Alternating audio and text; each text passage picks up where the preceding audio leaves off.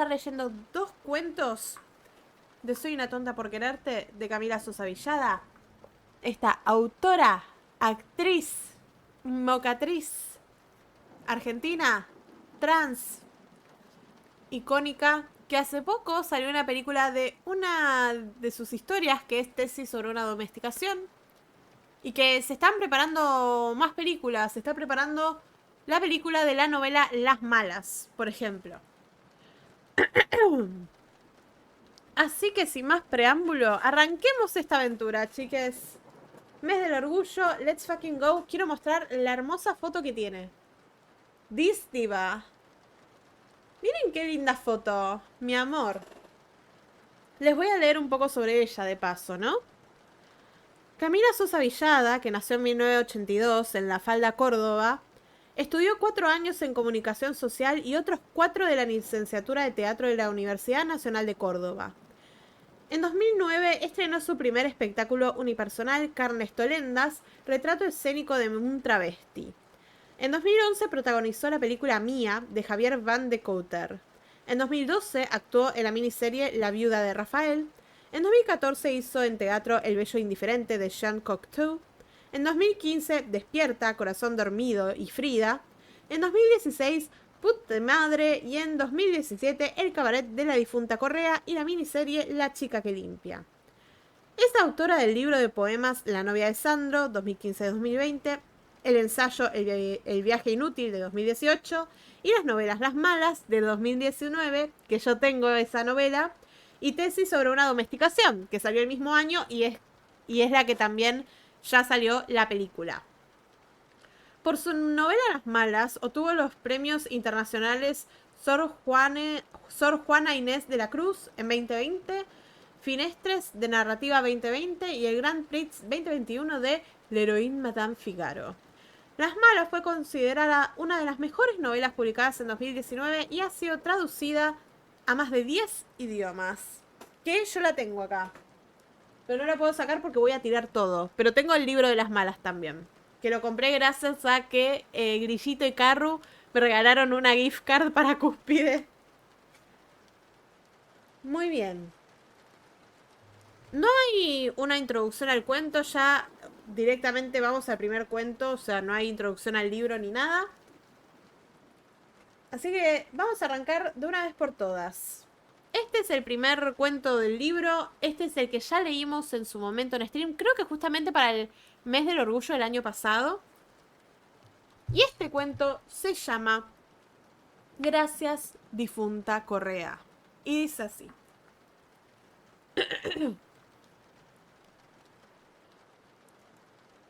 A finales de noviembre del año 2008, Don Sosa y la Grace viajaron al santuario de la difunta Correa en Vallecito, a menos de 100 kilómetros de la ciudad de San Juan.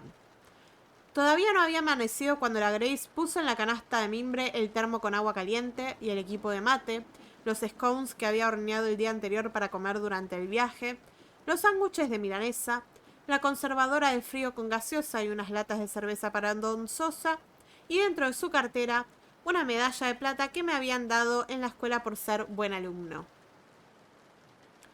Don Sosa se ponía nervioso cuando tenía que manejar tantos kilómetros.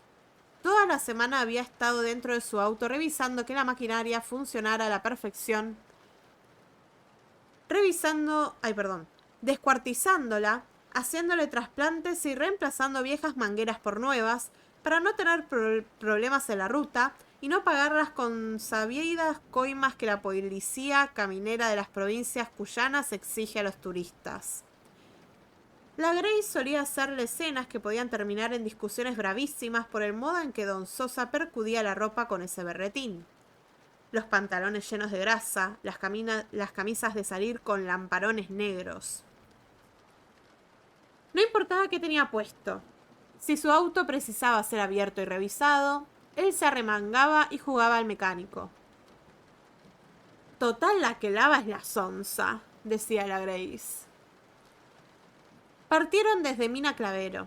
Atravesaron el valle de Tras la Tierra echándole folclore, tomando mate, haciéndose bromas el uno al otro como un matrimonio acostumbrado a salir de viaje.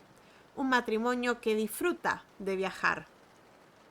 Se les hizo costumbre desde que me vine a estudiar a Córdoba y ellos volvieron a estar juntos después de una separación de más de un año.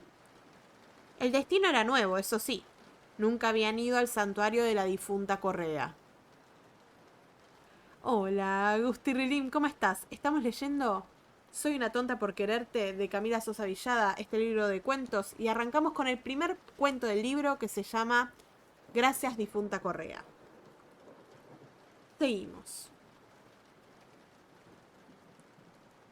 El calor de Villa Dolores los puso de mal humor y ya cuando el sol comenzó a trepar en el cielo, llegando a La Rioja, se desconocieron por cositas de la nada, chucherías de discusiones que siempre tuvieron. Don Sosa manejaba muy bien y era un gran puteador en las rutas. Cada vez que algún automovilista cometía una infracción, lo insultaba de arriba abajo, recordando a sus madres, a sus abuelas y a sus hermanas. A veces también les deseaba la muerte y la Grace lo retaba como a una criatura. ¿Cómo vas a ir puteando así en la ruta? ¿No te cansás de putear? Si apareciera alguna hornacina para recordar algún choque con muertos a la orilla del camino o la estatua de algún santo, entonces don Sosa se santiguaba y encomendaba. Curita Brochero, acompáñanos en el viaje. Amén. Gauchito Gil, cuida de nuestro viaje. Virgencita del Valle, a ti me encomiendo. La Grace no soportaba la cursilería chupacirios de su esposo. Era una mujer herida por la Iglesia Católica. Una vez asistió a misa, el primer día que oficié como monaguillo y sostuve las hostias para que el padre Pedernera diera la comunión a los feligreses. Se había confesado y estaba un poco nerviosa al ver al nene ayudando al sacerdote detrás del altar. Al momento de recibir el cuerpo de Cristo y beber su sangre, desde los 2 o 3 escalones más arriba donde se encontraban el cura y su mismísimo hijo maricón que debutaba como monaguillo, en vez de hostia y traguito de vino, recibió una mano peluda que la apartó de la fila. Y la voz del cura. Vos no podés comulgar. ¿Por qué? Preguntó la Grace con un brillo aguachento en sus ojos enormes. Porque estás viviendo en concubinato. Eso es pecado. La Grace se retiró en silencio y se fumó un cigarrillo tras otro en las escaleras de la entrada de la iglesia del Perpetuo Socorro de Mina Clavero hasta que terminó la misa y salí. Mientras bajábamos la cuesta llevando nuestras bicicletas junto a nosotras, la Grace, conservando el mismo brillo doloroso con que indagó sobre su exilio, me dijo: no vuelvo más. Y nunca más volvió a una misa y poco a poco fue tomándoles bronca a los asuntos católicos. Conservaba la fe en que le había heredado su abuela por la Virgen del Valle, pero se apartó para siempre de las creencias que hasta entonces habían orientado su vida. No sé muy bien cómo, muchos años después, llegó a ellos el rumor de la difunta Correa. Tal vez el viento sonda sopló a otro viento que llegó a los oídos de mis padres y les cuchicheó sobre el gran poder de Deolinda. Lo habrán advertido como un asunto pagano, de alguna manera algo liberado de las cadenas del catolicismo. Y un día fueron a verla. Deolinda Correa es una santa popular que una noche, antes de obrar milagros, acosada por un matón y borracho del pueblo, tuvo que huir con su hijo de pocos meses en brazos. Cruzó el desierto saliendo desde Angaco con intención de llegar a La Rioja, donde su marido había sido llevado por una montonera durante la guerra civil. Si apenas pudo llevar 2 gotas de agua fue mucho. Solo su terror y su bebé. La desesperación pudo más que la previsión y de pronto se encontró corriendo en alpargatas por el desierto en medio de una noche tan clara que se podía ver bajo la tierra. Es traicionero el desierto. Y una vez que se te acaba el agua y vas a pie bajo el sol que te odia y estás perdida y alguien en tu pecho llora y te arrepentís de haber huido del hijo de puta que te persiguió hasta obligarte a escapar como una rata, lo único que resta es rendirte. Putear al pelotudo de tu marido y decir hasta aquí. Guarecerte bajo el desamparo y dejar que el cansancio y la sed hagan lo suyo. sujetando a tu hijo contra el pecho, delirando y dando tus últimos suspiros en las explosiones de luz sobre el polvo ardiente. Sobre el cuerpo sin vida de Deolinda revoloteaban unos pájaros carroñeros negros y aciagos. A lo lejos, unos pastores vieron la ronda de muerte y pensaron que alguna chiva, que algún cordero, la había quedado en el desierto, y fueron hasta la zona donde acechaban los jotes. Pero no se encontraron con ningún animal. Encontraron a Deolinda Correa muerta y a su bebé prendido del pecho, amamantándose, ignorando la fatalidad de lo que cercaba. El primer milagro.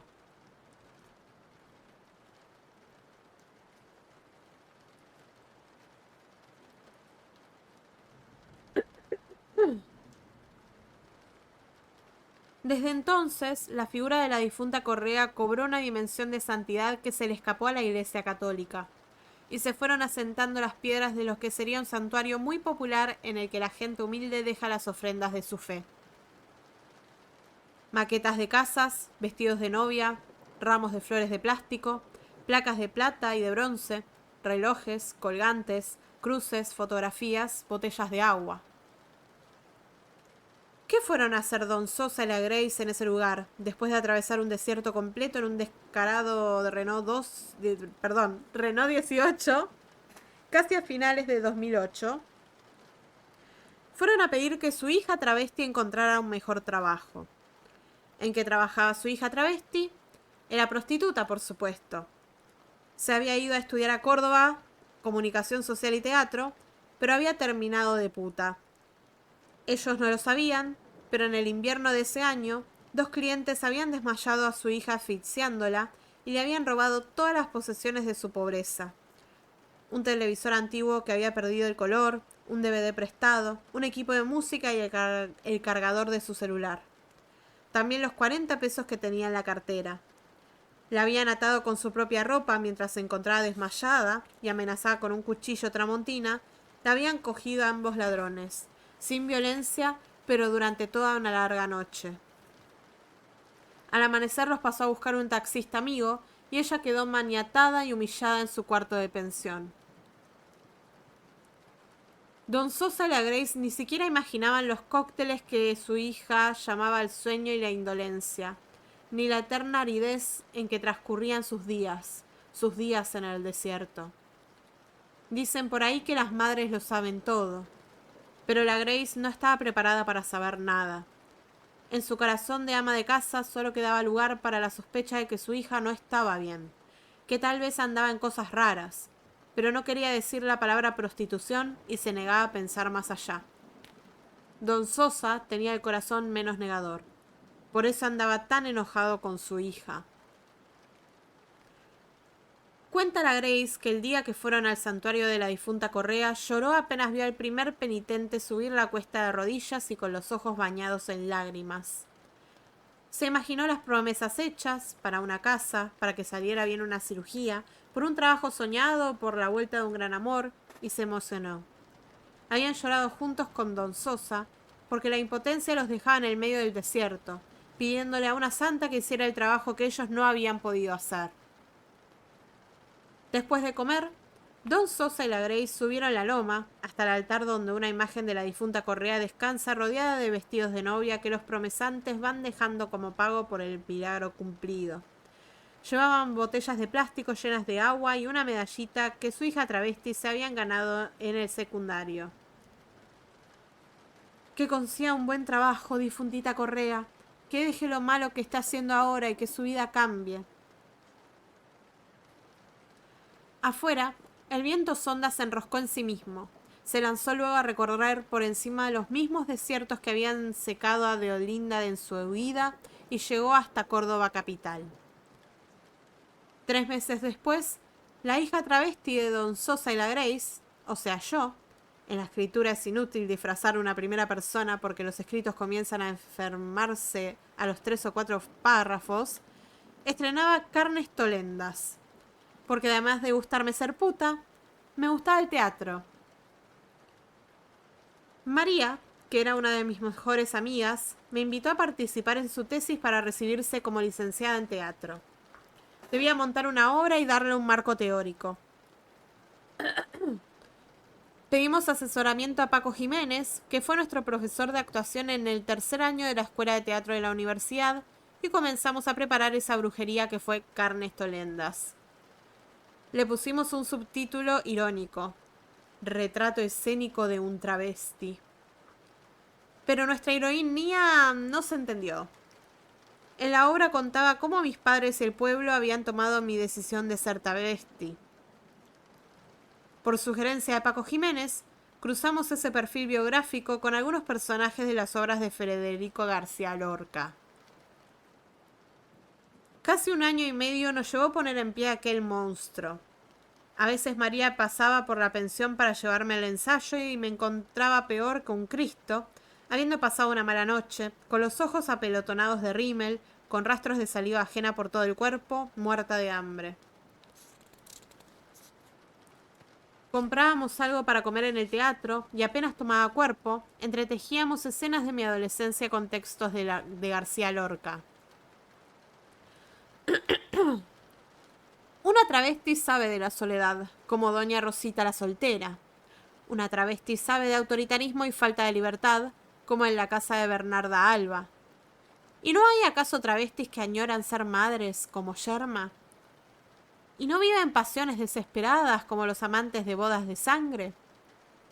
Las travestis que han sido fusiladas o asesinadas, como Federico García Lorca, decía Paco, y nosotras nos rompíamos la pensadora con tal de hacerlo bien, de hacer una obra de teatro que estuviera bien.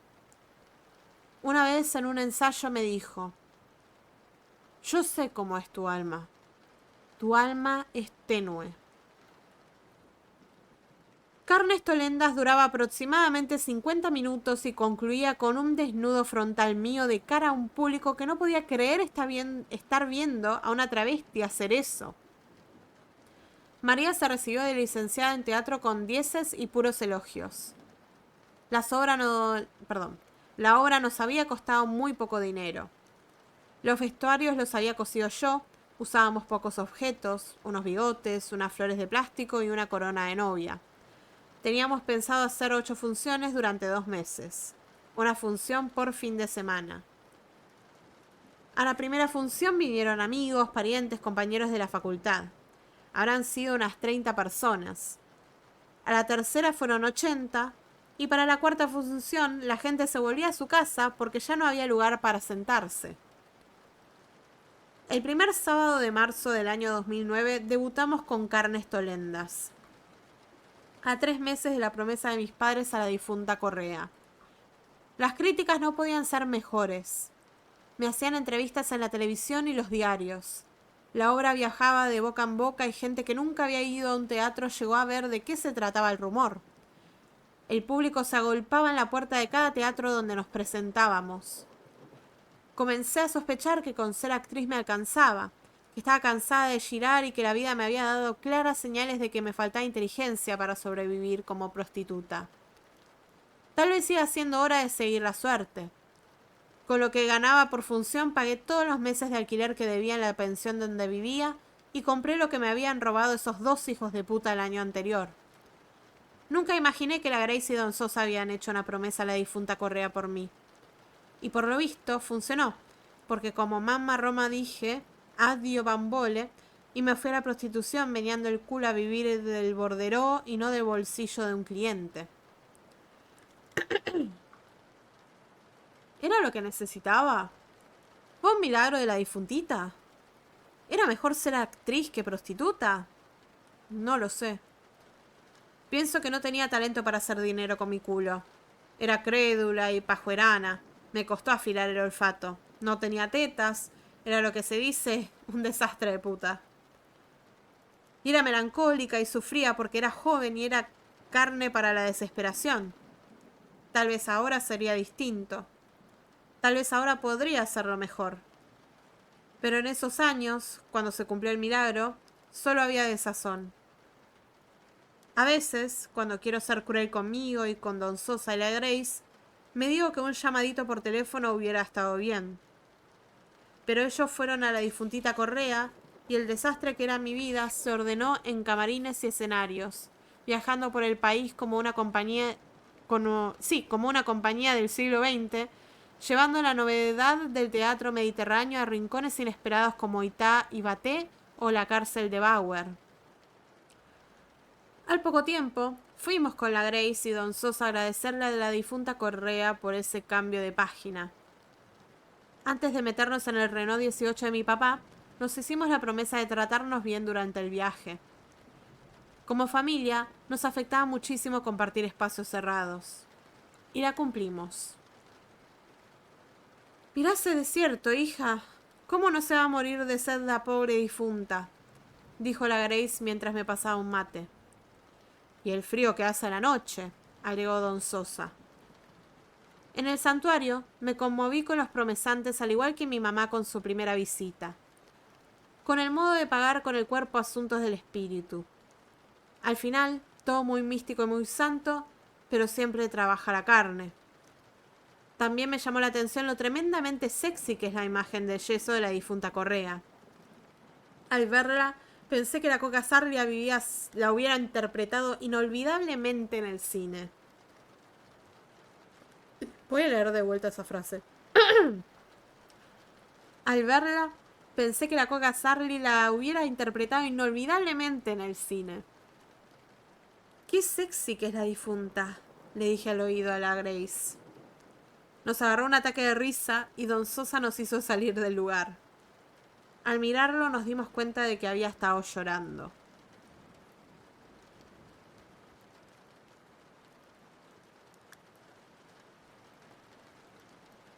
La Grace vio Carnes Tolendas muchas veces. Don Sosa solo una, a 4 años de su estreno. La vio en Catamarca. Coincidió una gira de la obra con un viaje a la difunta Correa que ellos ahora hacían todos los años. Al terminar, la Grace vino al camarín muy preocupada. A tu padre le salió sangre de la nariz toda la función. Fue al baño a sacarse la camisa porque le quedó bañada en sangre. Para mí se puso nervioso. La voz se le quebró. Es fuerte la obra para nosotros. Lo dijo como excusándose frente a la compañía. Por mi parte, no tenía voz. Nunca me había pasado. No sé si fue la gira que me tenía muy cansada, los nervios por actuar delante de mi papá, pero nomás al arrancar ya tuve que pedir un micrófono porque no se me oía. Esa noche los duendes bailaban a nuestro alrededor con ferocidad, mordiendo los telones. Al rato y tímidamente, mientras terminaba de vestirme y de guardar los objetos en las valijas, apareció ese viejo malo que me había tocado por padre. Venía con toda su vergüenza a cuestas. Había sangrado durante la obra, en silencio, recibiendo esos cachetazos lorquianos. Nunca nadie le había hablado así sin ligarse una trompada. Pero su hija travesti, prostituta, la razón de su promesa a la difunta, le estaba contando su versión del milagro. ¿Qué fue del hijo de la difunta Correa? Se lo encontraron las travestis de Parque Sarmiento.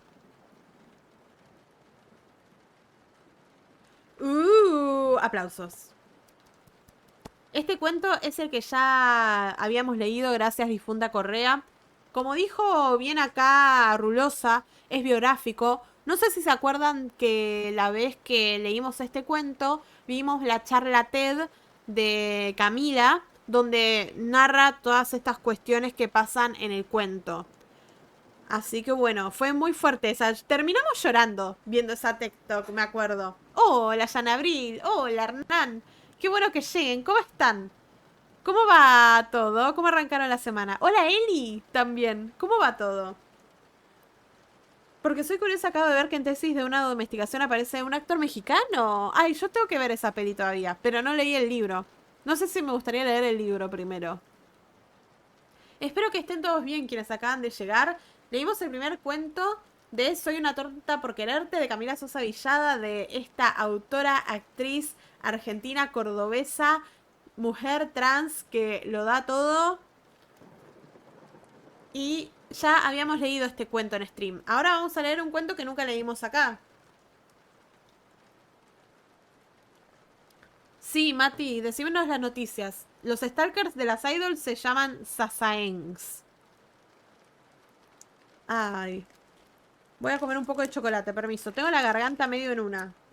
Pero vamos a leer un cuento más. Así que si llegaron recién, no se preocupen porque vamos a seguir leyendo.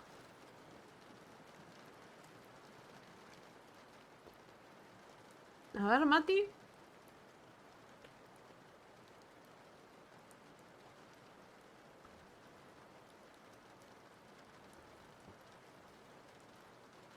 Mmm.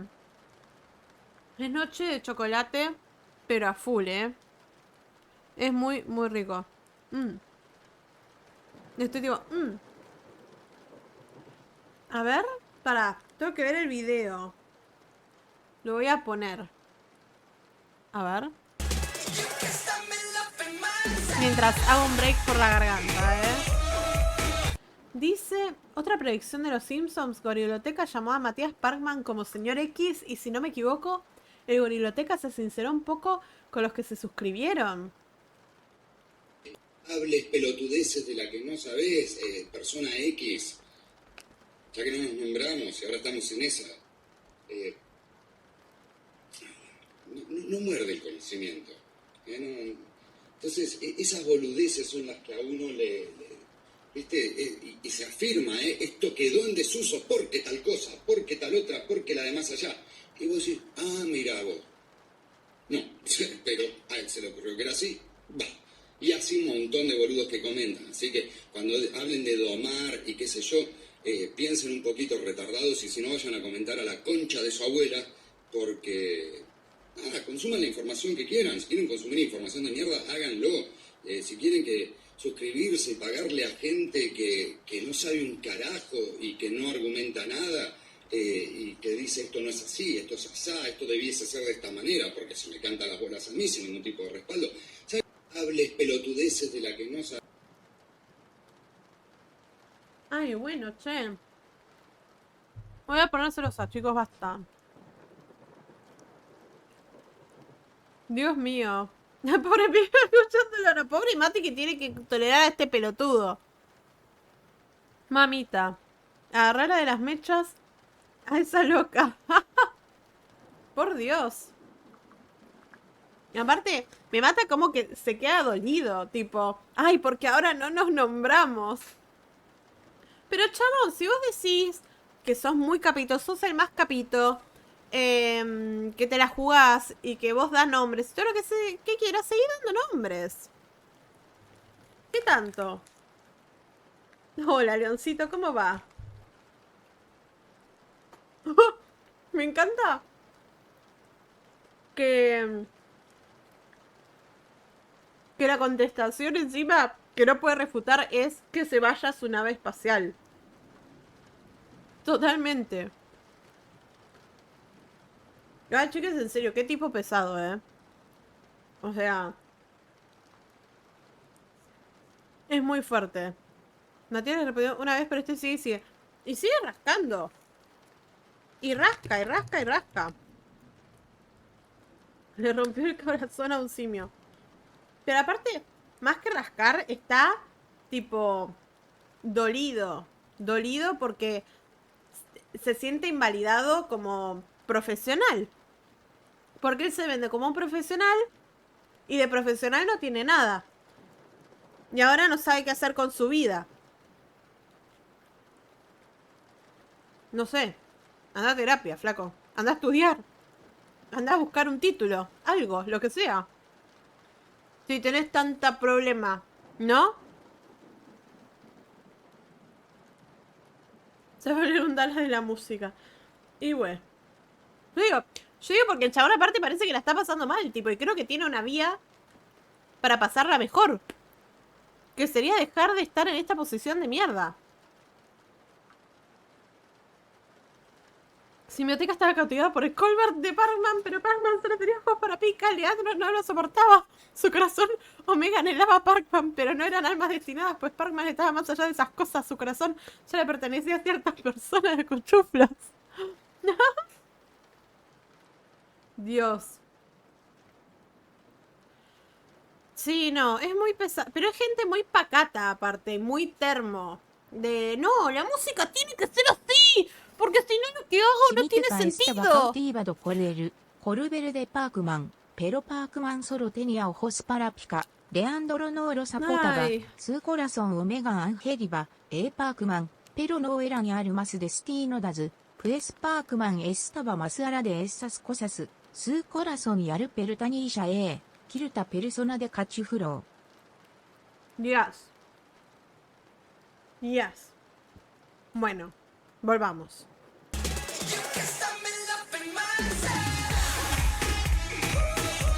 Se tenía que hacer, brindo por eso.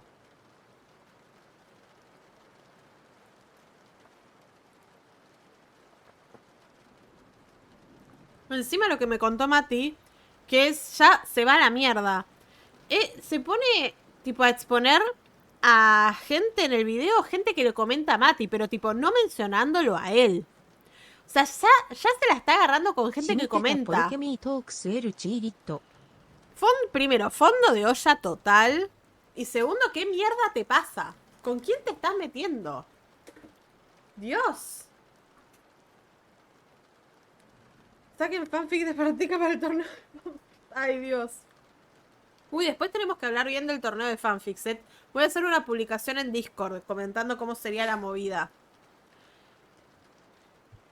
Es el gay del teclado. Ay, hay uno que le dijo que era el gay del teclado. Dios. Pero te juro, tiene maneras para no hacerse tanto problema con la vida. Y se los hace solos los problemas. Es terrible. Eso es terrible. Y encima jodiendo al resto. Un horror. En fin. ¿Estamos para otro cuento, chiques? Acá. Lo encontré. A ver... No, son 20 páginas nomás. Así que arrancamos bien. 2 cuentos esta noche. La semana que viene son 2 cuentos. Uno muy cortito y uno de 50 páginas. Así que... tengo que prender temprano ese día. Nos mandamos. ¿Les parece? Este es un cuento que no leímos acá. Ay, perdón, eructé.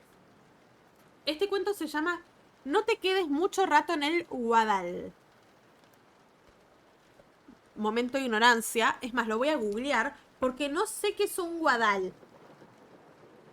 Perdón mi falta de vocabulario. Así que vamos a googlear qué es un Guadal.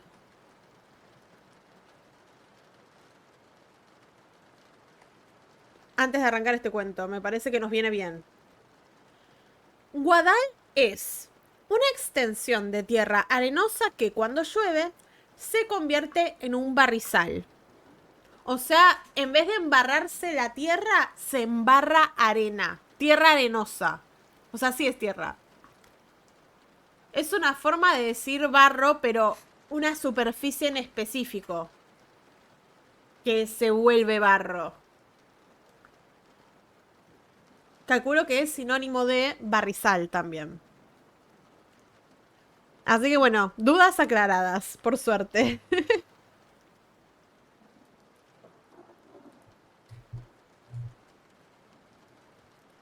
No creo porque era un compañero mío, sí. ¿Un compañero del colegio, Eli? Yo puedo que me duerma en cualquier momento, así que mando... Dale, Leoncito, te leo un cuento para dormir. Que descanses y que tengas buena semana. Es un omega con olor a rancio. Ningún alfa lo va a querer, ni beta ni nada. Es un omega destinado a estar solo. De Virgin Cineteca con su nave espacial versus de Chad Parkman con su skill volador. Se sabe. Se sabe. Bien. Ya habiendo aclarado lo que es un Guadal, vamos a leer el segundo cuento de Soy una tonta por quererte, de Camila Sosa Villada. Este cuento se llama No te quedes mucho rato en el Guadal. Dice así.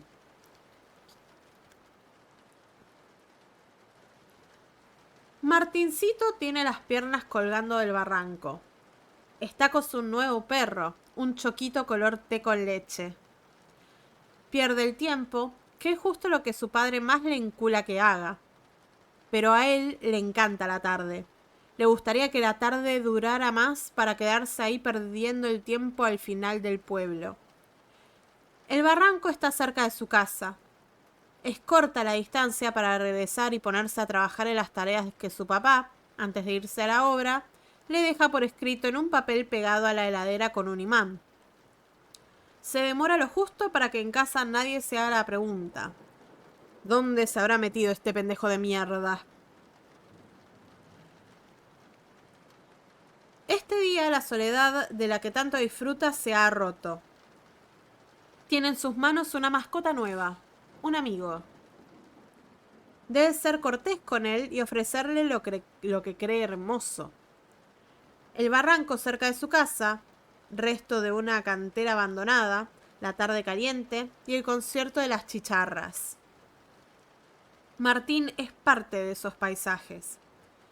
Los conoce como si fueran carne propia y no se deja engañar por la coquetería de la naturaleza. Sabe que detrás de cualquier arbusto en flor puede haber una cascabel o un bravo alacrán. Anda como dueño y señor por esos lares, pero siempre desconfiando del paisaje, como le enseñó su padre. No le ha sido difícil elegir el nombre de su perro. Lo llamó Don José como el portero de su escuela, un señor al que quería mucho porque lo trataba bien y lo defendía si pescaba en el recreo algún grandulón queriendo meterle miedo. Supo el nombre del perro el día que su papá le dio la noticia. La mami se ha ido, se llevó las cosas de ella y nos dejó. Él y su hermana, tan parecida a su mamá, se quedaron sin saber qué decir. Así que para que no se pongan tristes, elijan algo que les guste y que no sea muy caro y se los traigo cuando vaya al pueblo. Los hermanitos guardaron silencio. ¿Qué quieren?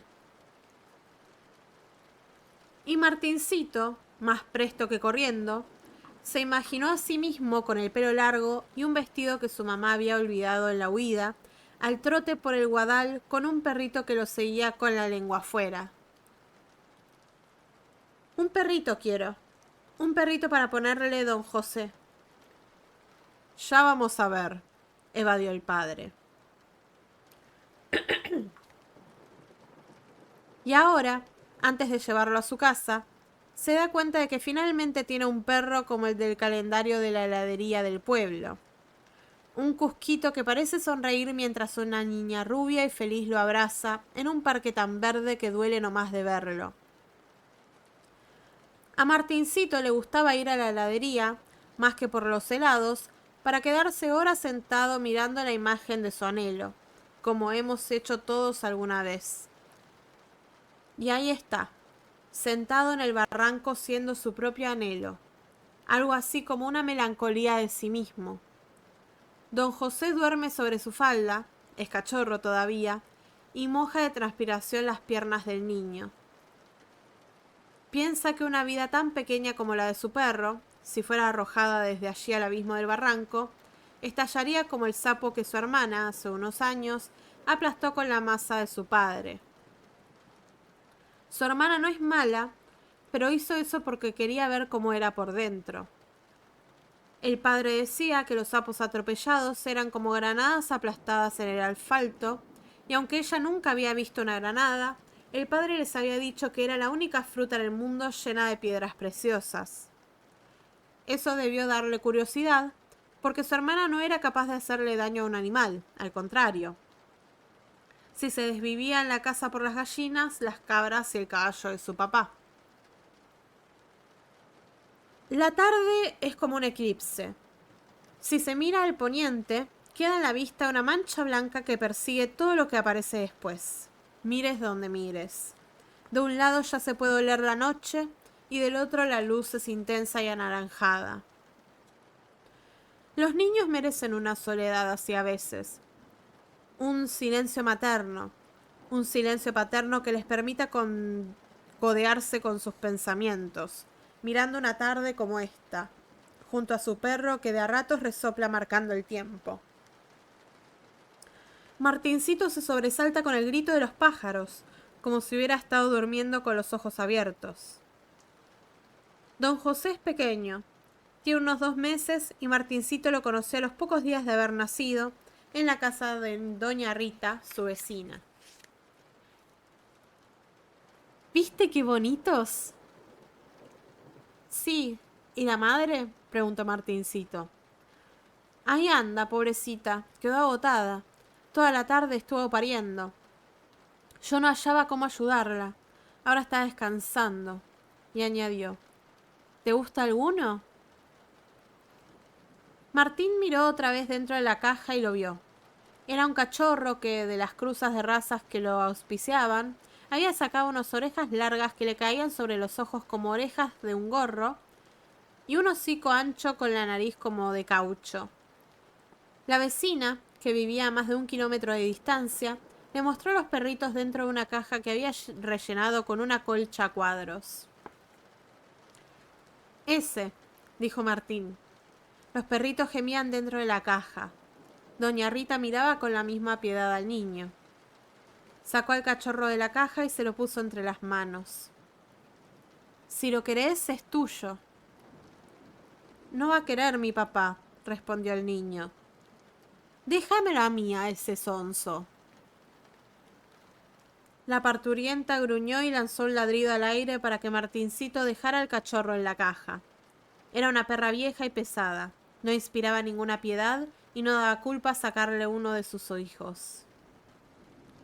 La vecina doña Rita sentía mucho cariño por el niño y le daba un poco de pena que su madre se hubiera ido así, como se fue, en la mitad de la noche, pero también era cierto que Ricardo Camacho, el padre, era un amargado maltratador y tarde o temprano algo irreversible tenía que pasar. Viuda y ya casi tocando los 70, los 70, doña Rita había sido la única que miraba el deterioro del matrimonio de los padres de Martín desde una distancia prudente. Podía intervenir o guardar silencio, según lo demandaran las circunstancias, que habrían sido fieras en muchas ocasiones. Asuntos de dolor y golpes y persecuciones en el monte con el machete en la mano. Para doña Rita, el hecho de ser parte, por la confianza que la mamá de Martín le había tenido, la hacía permanecer atenta a lo que pudiera pasar en la casa de Ricardo Camacho. Vivía de la pensión de su marido, que había sido juez de la paz del departamento de San Javier, y algo así como un padre para la mamá de Martincito. Cuando el niño volvía del colegio, le hacía las compras y le llevaba las bolsas con una responsabilidad y una fuerza inusitadas para su edad. Charlaba como un grande y hacía preguntas que la ponían a pensar. Hoy en la escuela unos chicos empezaron a reírse cuando la maestra dijo homosexual y los terminaron sacando del aula. ¿Qué es un homosexual?, le preguntó un día tomando su merienda como invitado de honor. Doña Rita se quedó con la boca abierta. Es cuando una chica, en vez de gustar de un chico, gusta de otra chica. O al revés, cuando un chico, en vez de gustar de una chica, se pone a gustar de un chico. ¿Y eso está mal o está bien? Mal está que una vieja como yo esté contestando estas cosas. Pero, ¿y eso está mal o está bien? A mí se me hace que no hay nada de malo en eso. La gente, según con el ojo que lo vea, lo hace pasar como una cosa buena o mala. O se asusta. O ni fu ni fa. Y ahora termina esa chocolatada antes de que se enfríe. Como lo prometido es deuda, se acercó al poco tiempo a la casa de Martincito para hablar con su papá y decirle que tenía ese cachorro en su casa y que si quería se lo regalaba como presente de cumpleaños al nene, siempre y cuando él lo aprobara. Es ideal este momento. La madre ya le puso el límite sacándole la teta. Va a ser perro que aprende fácil. ¿Perro grande?, preguntó Ricardo Camacho inflando el pecho bajo la camisa ceñida y mojada de transpiración. Se asomó una carne dura y velluda de chongo montaraz que a las muchachas del pueblo arrancaba suspiros, pero que a doña Rita le causó más bien pena. Con ella, que podía ser su abuela y se la sabía lungas. Hizo la vista gorda y siguió. La madre es grandota, pero vaya a saber qué perro la ha servido. Me parece que no va a crecer más que esto, dijo la vecina, poniendo la palma de la mano paralela al piso, a la altura de su rodilla. Así, medio ladeada para un costado, parecía más vieja de lo que era. No sé, los perros chicos hacen mucho quilombo. Me lo distraen al muchacho. Pero Martincito es tan buen alumno. Lee de corrido como un grande, a los 7 años. Le vendría bien tener un amigo. No le diga Martincito. ¿Por? Porque lo infantiliza. Se tiene que hacer hombre. Le habla como si fuera una criatura y el maricón no me habla como hombre. Ah, perdóname. Es chico y ha pasado un momento feo. Le vendría bien a alguien que lo quiera, que le haga compañía. Lo retrucó. Ricardo Camacho clavó la pala en la tierra, como marcando un límite. Parecía que en la tierra se dibujaba toda la distancia que él había querido ponerle desde un comienzo a esa vieja metiche y no estaba pudiendo. ¿El muchacho le dijo que hable conmigo? No, se me ocurrió a mí. Lo quiero mucho y me parece muy buen chico. ¿Segura? Inquirió Ricardo, achicando lo blanco de los ojos, ofreciéndole el comienzo de su perfil para que quedara clara su desconfianza. Soy una mujer grande, Camacho. No te voy a mentir a vos. Desde la casa, mientras merendaba, Martincito miraba toda la escena a través de las cortinas de la puerta, largas tiras de plástico transparente como las que hay en las carnicerías. Su hermana de 11 años, Irupé, estaba a metas urciles un elástico a las bombachas. ¿Le dijiste vos que venga a hablar con el pa? Preguntó Irupé casi en susurros. El niño negó con la cabeza. Cuando volvió a mirar hacia el patio, se había perdido el final de la conversación y ya la vecina se iba por donde había venido. El padre volvió apoyando la pala en el vano de la puerta. ¿Vos le has pedido al perro? Negó con la cabeza baja. Irupé miró al padre, el padre miró a Irupé. Cuánto le recordaba a su esposa esa adolescente de pelo negro y largo. Era tan parecida que a veces le tenía miedo. No le regalaste nada para el cumpleaños. Déjalo tener el perro. Ricardo Camacho miró a su alrededor, sus hijos mirándolo con miedo, dejados por su madre como si fueran un clavo. Suspiró y se frotó la cabeza con ambas manos sin saber qué hacer. Si castigar a su hijo por pedirle el perro a la vieja, si castigar a la hija por hablarle en ese tono como si fuera grande, cosa que se le había hecho costumbre, o si dejar que se quedara con el choco. Está bien, anda a buscarlo. Y cuando vuelvas tenés que ceñir toda esa carretilla de arena, ¿estamos? Y señaló una montaña de arena más alta que Martincito. Le llevaría toda la tarde y parte de la noche cernir toda esa arena. Y después la guardás en las bolsas, que tengo que llevarlas al dispensario mañana. Ricardo estaba construyendo la ampliación del dispensario del pueblo. Sí, papá. Apuró el último sorbo de mate cocido. Mate cocido. Se paró y fue a abrazar a su padre, lleno de agradecimiento. Ricardo lo apartó con un movimiento seco y limpio, como el movimiento de un artefacto, el brazo de una pala mecánica. No lo quiero adentro, ¿estamos? Martincito asintió. Y le vas a dar de comer vos, y si me molesta una vez nomás con el ladrido, se vuelve a lo de la vieja, ¿estamos? Martincito salió corriendo a buscar su bicicleta destartalada para ir a buscar a don José.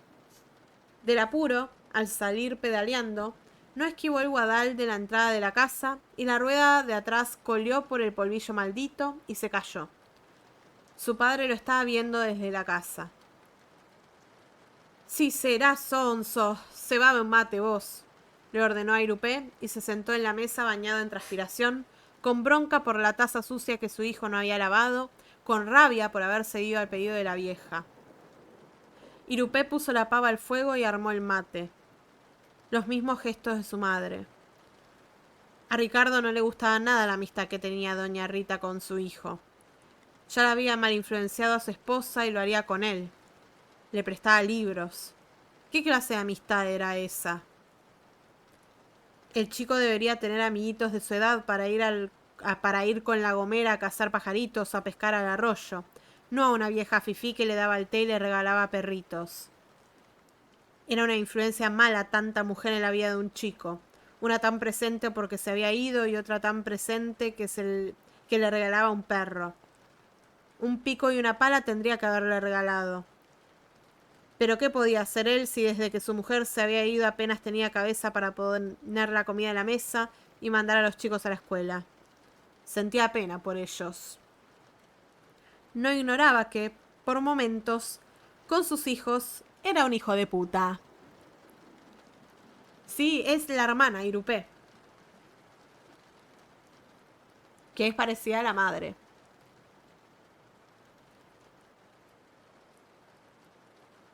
Era cierto el asunto ese de que la niña se parecía a su mamá, Antonia Charras.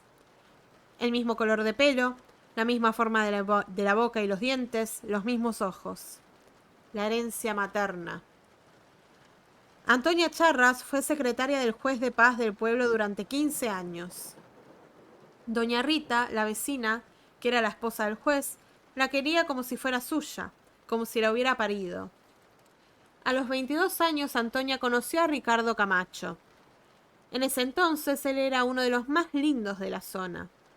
Tenía una hilera negra que rugía por los caminos intransitables, por el guadal, buenas piernas de futbolista y unos brazotes alimentados a animal matado en el patio. Todo el cuerpo parecía cantar su fuerza. Ella, en cambio, era de esas chicas que no llamaban la atención de los varones. Tal vez su piel paliducha y su manera de vestirse discretando las formas, tal vez que era secretaria del juez y eso le daba una aura intocable. Tal vez era su pecho plano, vaya una a saber. Pero Ricardo Camacho se fijó en ella una mañana que entró al juzgado por un trámite de su moto y al verla, Antonia Charras le gustó. Por todas estas cosas, por la discreción, por los vestidos sin forma, por el pecho plano, por ese modo de ser medio fantasmagórico. Él era joven, pero en un sentido más cierto era viejo y anticuado. Se sabía guapo y sabía que debía casarse joven, juntar su pobreza con otra pobreza y así hacer una vida medianamente tolerable en el polvoriento pasar de los días ahí en el pueblo. Ninguna en esos montes ganaba lo que ganaba la secretaria del juez de paz. Y además le gustó a Antonia porque caminaba rápidamente, a trancos largos sin cotoneos. Caminaba como un hombre. Se casaron a pesar de las advertencias del juez y de doña Rita. Quisieron ponerla sobre aviso de que ese muchacho no era la última Coca-Cola del desierto. El juez de paz le aconsejó que no se fuera a quedar embarazada, que ella podía irse a estudiar a Córdoba si quería. Entre los dos intentaron hacerla esperar un poco, que no se casara tan rápido, que viviera un noviazgo más largo y que lo conociera mejor. Pero el pecho de toro y el pingo de oro pudieron más, y Antonia fue de cabeza a ser tragada por ese pozo. Los primeros meses de noviazgo fueron lindos, aunque Ricardo parecía ahorrar en charla, como si le cobrara por cada palabra dicha. Antonia a veces quería contarle de sus planes para la casa, qué lugares les gustaría conocer, con qué nombres bautizaría a sus hijos. Pero Ricardo Camacho era duro como una piedra del río y no había manera de hablar con él, y tampoco de abandonarlo. Ya desde la noche de bodas, ambos se dieron cuenta de que habían cometido un error y que nunca podrían remontar río arriba. Nada más al casarse, Antonia estaba endeudada hasta el caracú con la tarjeta de crédito. Compró todo el material para que Ricardo pusiera en pie su casa en un terreno que había sido de sus padres. Ese había sido el trato. Ella ponía el material y el terreno, y él la mano de obra. Con una pieza, una cocina y un baño, se mudaron allá donde terminaba el pueblo, puro guadal. Antonia se enteró tarde de que estaba embarazada. no prestaba atención a las señales de un embarazo. Aquí nada pasó, ni tuvo náuseas, ni sintió mareos, nada. Cuando estaba llegando al tercer mes, se dio cuenta de que no le venían las comúes hace rato y fue al médico en el horario del almuerzo. Y ahora tenía que decírselo a Ricardo, y eso era lo peor de todo, porque Ricardo era insistidor con el tema de que era libre y no estaba atado a nada ni a nadie, y se lo demostraba cada día. Se levantaba, se desayunaba de parado un café en la cocina, se enjuagaba la boca y escupía en la misma bacha donde lavaban los platos. Luego salía a trabajar y no volvía hasta la noche, a veces mudo de borracho. Le dijo que estaba embarazada y el esposo reaccionó bien, casi que se lo vio alegre. Ojalá sea un varón, así me ayuda a trabajar, le dijo con toda la ilusión de la que un hombre como él era capaz. Mientras nazca sanito, que sea lo que Dios quiera. Y Ricardo cambió la cara y se volvió desprecio, y dijo antes de salir y pegarse la curda de su vida: «Qué raro vos haciéndome la contra en todo». Nació Irupé y Ricardo Camacho afianzó su agrura. Se volvió amargo para la convivencia. De 30 días que tienen algunos meses, 28 él estaba de malas, y si el mes tenía 28 días, 20 estaba en pedo, insultando a los espíritus del viento y del agua. Y cuando se atrevió a ponerle los dedos encima a Antonia, ya no pudo parar. Le gustaba darle cachetadas con la mano abierta, porque estaba horas de más trabajando, por celos, porque la niña lloraba o porque River se había ido al descenso. Al cabo de 5 años de nacida Irupé, llegó Martincito. Y por un tiempo Ricardo Charras pareció amansarse.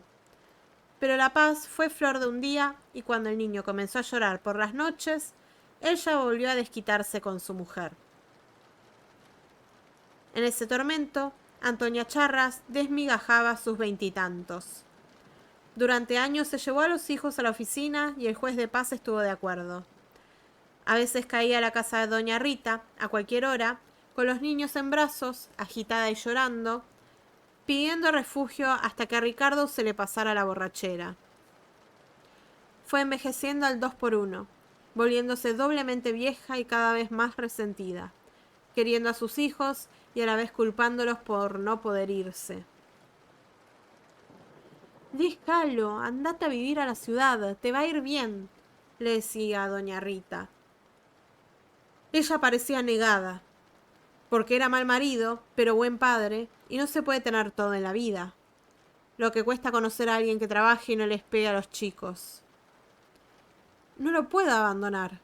Son sus hijos y no es malo con ellos. No les hace falta nada, los educa bien y jamás les levantó la mano. No me los puedo llevar, se excusaba Antonia. Pero, ¿los quiere? Me parece que sí. Cuando murió el juez de paz por un cáncer doloroso y breve que se lo llevó casi sin carne, Antonia sintió que estaba verdaderamente sola en el mundo. El juez era el único que le metía miedo a Ricardo. La vez que le encontró moretones a su secretaria, ahí nomás lo buscó y lo puso en su sitio con 2 o 3 gritos bien pegados. «Andate a vivir con mi mujer», le dijo en su agonía. «Agarrá a los chicos y andate a mi casa. Quédate ahí y háganse compañía ahora que no voy a estar». Pero para Antonia representaba el peor fracaso no poder amansar al tipo que la había vuelto mala y miedosa.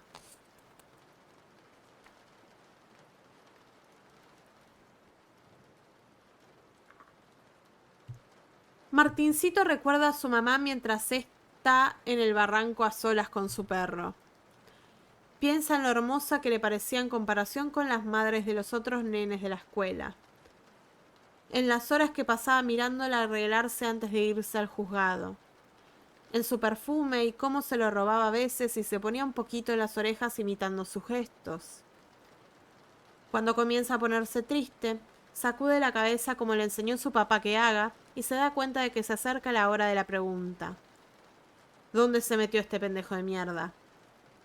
Pero necesita tiempo. Algo así como acomodar fuerzas y reconocer tensiones. Cuando... Ay, perdón. Como cuando se tiene que alzar un objeto muy pesado y se le avisa a cada una de las células del cuerpo para que se prepare. Por eso se fue al barranco con su perro antes de llevarlo a casa.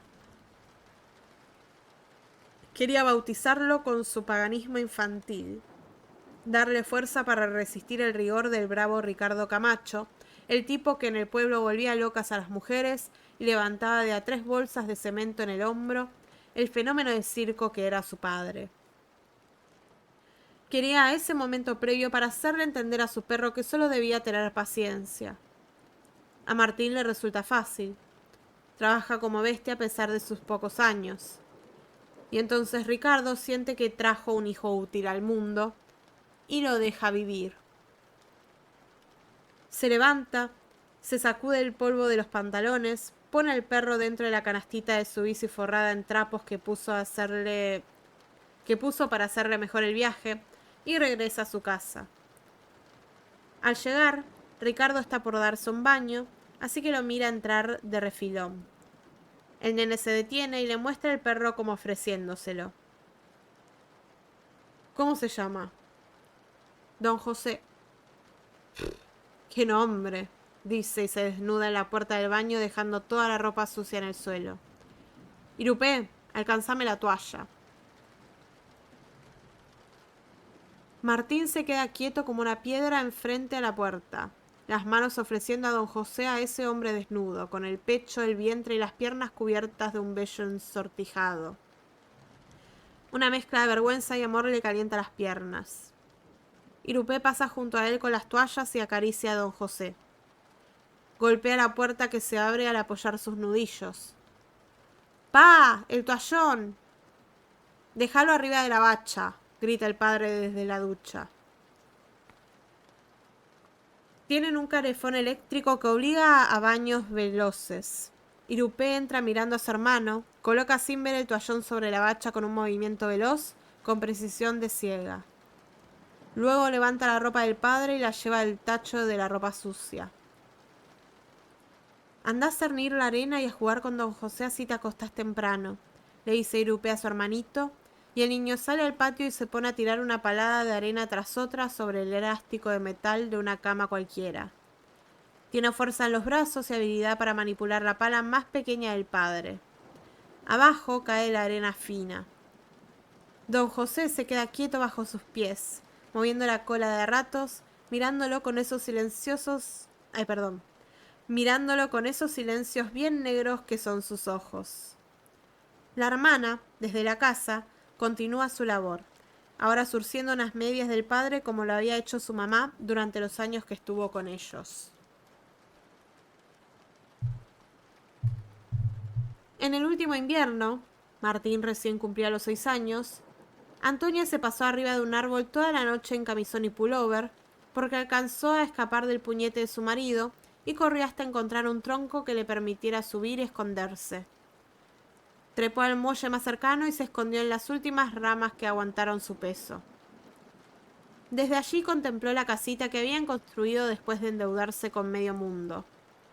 Los techos de madera y zinc, las aberturas de chapa, el lavadero sin agua caliente del lado donde más pegaba el frío, el patio siempre seco, como si el pasto se negara a crecer para ella.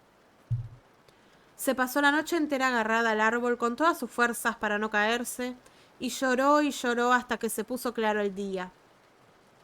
Cuando cantaron los gallos y ella no pudo sostenerse más en las ramas del muelle, supo que su carne no admitiría un solo golpe más. Volvió a la casa con ese acabose en su pensamiento. Ricardo estaba armando un bolso con una muda de ropa, el desodorante y los documentos. ¿A dónde te vas?, le preguntó ella. A jugar al fútbol. Es en San Javier el partido y nos quedamos a dormir allá, respondió poniéndose el desodorante como si fuera perfume. ¿Volvés mañana? No sé cuándo vuelvo, Antonia, no me jodas. Está bien. Ricardo se despidió de sus hijos y se fue en el fiorino que era su orgullo y objeto de afecto. Antonia, una vez que se hizo de noche y los niños se durmieron, guardó unas pocas prendas en un bolso descolorido, desenterró del patio una cajita con ahorros, puso algunos maquillajes en su cartera, salió en puntas de pie de la casa que le había costado media juventud levantar y se fue sin adioses ni lágrimas. Subió al primer colectivo que se marchaba del pueblo, el que más se alejara de San Javier, porque no quería cruzarse a Ricardo ni por descuido. De un pueblo se fue a otro más lejano y ya nunca nadie pudo saber de ella. Los niños al otro día se despertaron y la llamaron a los gritos y luego salieron a buscarla. Ricardo volvió a los 3 días y los encontró en casa de doña Rita. Antonia se fue dejando abierto el libro de su vida para que escribieran en él lo que quisieran. Se fue sin dejar ni una carta de despedida sobre la mesa y no se supo nunca más de ella. Doña Rita la buscó como pudo hablando con conocidas de otros pueblos y no tuvo noticias. Nadie denunció su desaparición, voluntaria o no. Él dio su versión de los hechos, que se había ido con otro, poniéndose a sí mismo como la víctima cornuda. Los cretinos del pueblo se creyeron la versión del marido abandonado y se lamentaron por los hijos. Novias no le faltaron, incluso algunas que quisieron hacer buenas migas con Irupé y Martín, pero siempre él las expulsaba con alguna rabieta y al final eran los niños quienes lo veían emborrachándose todas las noches mientras comía sus costeletas grasientas y sus 6 huevos fritos, mirando los noticieros amarillistas de entonces. Ahora, Ricardo Camacho está absorto en sus cavilaciones de hombre abandonado, acostado en la mesa después de cenar, con su tetrabric de vino blanco dándole a su hígado el brebaje que tanto le gusta, eructando por la soda con la que corta el vino, mirando a Irupé lavar los platos subida a un ladrillo de bloque para alcanzar cómodamente la bacha de la cocina. Mirando a Martín terminar de cenir la arena mientras el perro ese que no sirve ni servirá para nada le estorba entre las patas. «Pegale un patadón en la cabeza al cusco ese para que no joda», le grita el niño. «¿Cómo le va a pegar una patada a un cachorro? Eso no se hace», contesta Irupé. «Que descanses, Luli, buena semana». «El perro es el animal más traicionero que existe, después de tu madre». Martín embolsa toda la arena cernida y se pone luego a armar con un cajón de manzana y unos trapos una cucha para don José. Sabe que por la noche, una vez que su papá caiga tumbado por el pedo, lo llevará a dormir a su cama. Comparte cuarto con Irupé y ella no lo delatará. Una vez armada la cucha y dejando el perro ahí dentro, y Dios quiera que no llore, Martincito va a sentarse a la mesa para comer la milanesa con fideos con manteca y queso que su hermana hizo para ambos. Cenan en silencio, pero Irupé, por debajo de la mesa, le da pataditas en los pies como diciéndole a su hermanito que allí está ella, que se quede tranquilo. Pronto Ricardo se pone lenguaraz. ¿Hace cuánto sos amigo de doña Rita vos? Desde que estaba la mami, no me acuerdo. Desde que la mami estaba viva, así se dice. ¡Pa! Interrumpe Irupé. No le digas así. Yo le digo como quiero. Si eso es lo que pasó o no. ¿Su madre está muerta o no? No, no se murió. Se fue nomás, dice Martín mientras llora y mastica su cena. O sea que si esa junigran puta, porque otra cosa no se le puede decir, si esa hija de remil putas viene mañana, ¿ustedes la van a recibir contentos? No sabemos qué va a pasar, responde Irupé.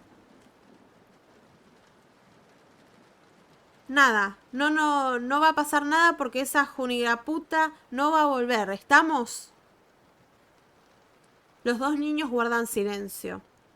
Ricardo emprende otra vez. ¿Estamos? Sí, papi.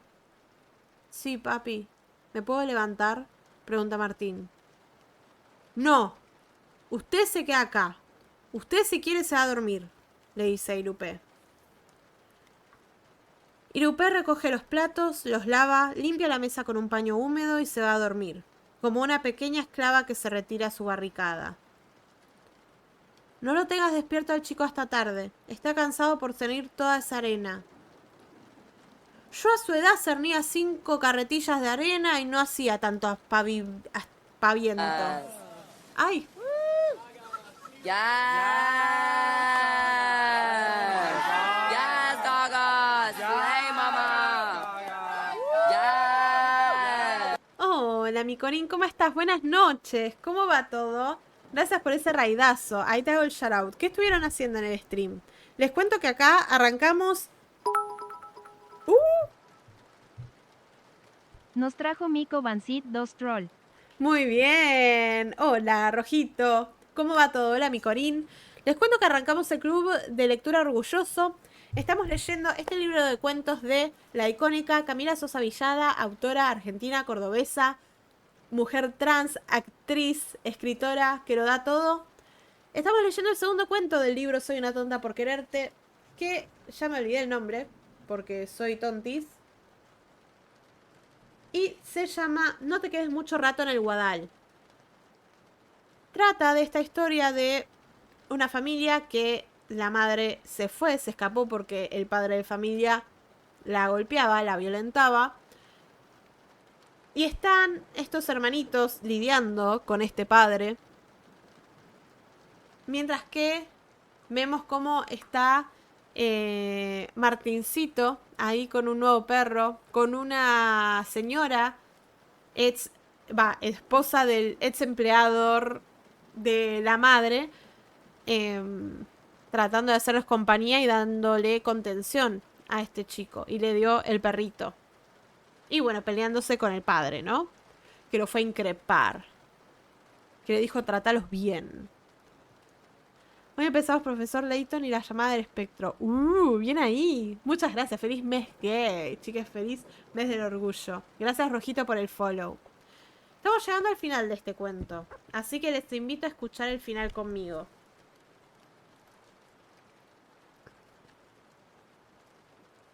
Ahora quedaron, después de una cena, el padre, Ricardo y Martincito solos. Martín está en silencio con la mirada baja. Me has traído ese perro a casa y yo sé bien que has sido vos el que le dijo a la vieja esa que me venga a llenar la cabeza. Vos tenés que estar jugando con los muchachos, yendo a cazar palomas con la gomera, no visitando a la vieja Juni gran puta que te maneja como quiere. Parece que soy mal padre yo y que tu madre fue una santa. Ricardo se levanta y se va al patio, a orinar mirando a la calle, como diciendo aquí estoy, mundo, este pito gordo y mustío es mío.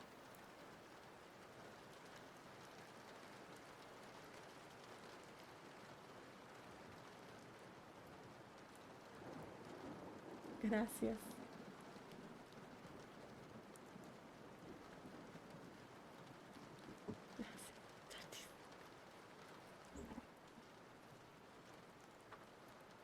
Perdón, me trajeron un tecito. Justo estaba leyendo una frase muy fuerte. Estos orines amarillos y hediondos son míos y soy el amo de esta casa, de estos niños, de este cielo y de esta noche. Justo en la parte del pito gordo, no lo puedo creer. Sabe que nadie pasará por ahí porque viven en el culo del pueblo. Ni nombre tenía la calle hasta hace unos años y la bautizaron como Pasaje La Piedad. Pero la piedad era una virtud que no rondaba por esos lares. Ahí apenas estaba la vida de esos niños que lloran a escondidas la huida de su mamá, que se despiertan de un salto escuchando gritar a las amantes pasajeras de su padre en medio de esos polvos apretados y cortitos. Aquí, en estos guadales de los que se escapó Antonia, apenas estaba el corazón achicharreado de estos niños. La piedad había ido a esconderse muy, muy lejos. Se sacude la pinga, se limpia las manos en el pantalón y se vuelve a sentarse a la mesa delante de su hijo, que no se ha movido de allí. ¿Sabes por qué se fue tu madre? Martín niega. Por tu culpa se fue, porque vos no querías tener otro hermanito, ¿o no sabías vos que fue por eso? El niño continúa callado. Afuera el perro chilla. Anda a callar a ese perro. Martín va hasta la cucha y lo toma en sus brazos y se queda parado afuera, detrás de las cortinas de tiras de plástico atadas con un trapo. Tiene una actitud protectora para con el cachorro. Piensa que si el padre intenta hacerle daño a don José, puede escapar corriendo al monte. Le va a ser imposible encontrarlo de noche. Tiene escondites secretos a montones. El monte es su amigo. No le voy a hacer nada al perro, pero quiero que tengas bien clarito de quién fue la culpa de que tu madre se vaya. Mocoso, caprichoso de mierda. Tu hermana sí quería un hermanito, mira vos. Y vos no quisiste que hubiera otro nene acá en la casa, maricón. Yo no le dije eso a la mami. Sí, ella me dijo que le habías dicho que no querías hermanitos. Por eso el último tiempo andaba enferma, porque tomaba anticonceptivos. La lengua se pone pesada dentro de su boca. Ahí llega el líquido espeso de la borrachera danzando en su cabeza. Pero acá el hijo de puta siempre soy yo, siempre yo. Y el boludo lo único que hace es trabajar para que vayas a hablar mal de tu padre con la vieja esa. Para que vayas a congeniar con la vieja esa y dejarme a mí como un sonso. Desde la habitación llega la voz de Irupé. Déjalo venir a la cama al Martín. Ya es tarde, pa. Ricardo lo mira y ordena. Deja el perro ahí y anda a la cama. O lleva la cucha al lado de la cama y cuidadito con que se haga pis que van a cobrar vos y el perro. Martín busca el cajón. Al pasar frente a su padre se detiene un momento. Hasta mañana, papi. Écheme la bendición. Ricardo le hace la señal de la cruz sobre la frente. Dios lo bendiga. Hasta mañana. Se mete tras la cortina que cuelga donde debería estar la puerta de su cuarto. Ya con el pico caliente, Ricardo Camacho toma la tijera y corta la esquina de otra caja de vino y se va a la segunda. Y ahí queda hasta que despierta de un cabezazo en la mesa. No tiene idea de qué hora es y ha dejado el reloj en su pieza. Sale a mear al patio de nuevo, otra vez en cualquier parte y otra vez para limpiarse, se refriega las manos en el pantalón. Tamaleándose y puteando entre dientes, se acerca al cuarto de sus hijos. Irupé duerme tapada con un abrigo que ha sido de su abuela a pesar de que no hace tanto frío. El niño da la espalda a la puerta y la cucha del perro está a los pies de su cama. Duerme en calzoncillos. En un momento gira y gime como si llorara en sueños hacia el techo. Ricardo contempla a sus hijos balanceándose en el umbral, agarrado del vano de la puerta, sintiendo náuseas por el olor a humedad que viene del baño sin ventilación. Su pito sigue goteando orina, pero él no se da por enterado. El pantalón se moja. Se mete al cuarto, cubre mejor a Irupé y acaricia su pelo que era el mismo de Antonia. Está mareado y el cuarto se encoge y agranda para joderle la vida. Se agarra del espaldar de la cama de su hija y se queda un momento componiéndose. Silencioso y ajeno a ese cuarto como ninguna otra cosa en el mundo. Y no solo ajeno al cuarto de sus hijos, sino ajeno a sus vidas. Como si no fuera su padre. Martín ha dejado de gemir y sus párpados se mueven como si los ojos, por debajo, estuvieran danzando en una pista de patinaje. Se acerca a su cama y lo cubre con la sábana. Lo mira dormir un largo rato y al final se inclina, haciéndose ahora del espaldar de la cama, y le da un largo beso en la boca. Se incorpora como puede y se va a dormir. Para Martín es como si le asentaran el gajo de una mandarina en los labios. Por su cabeza pasan estas palabras: la bella durmiente. Gira para ver a su hermana y la encuentra sentada en la cama. Tiene el velador sin pantalla en la mano, listo para partírselo a Ricardo Camacho en la cabeza si se desmorona medio segundo más en hacer lo que hizo.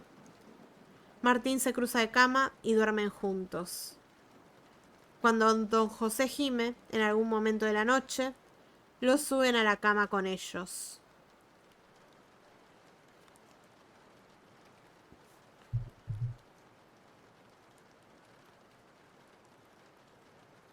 Y así termina el segundo cuento de Soy una tonta por quererte, que se llama No te quedes mucho rato en el Guadal.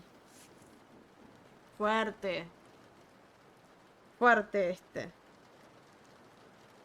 Es terrible. Sí, este es heavy. Este es heavy por todos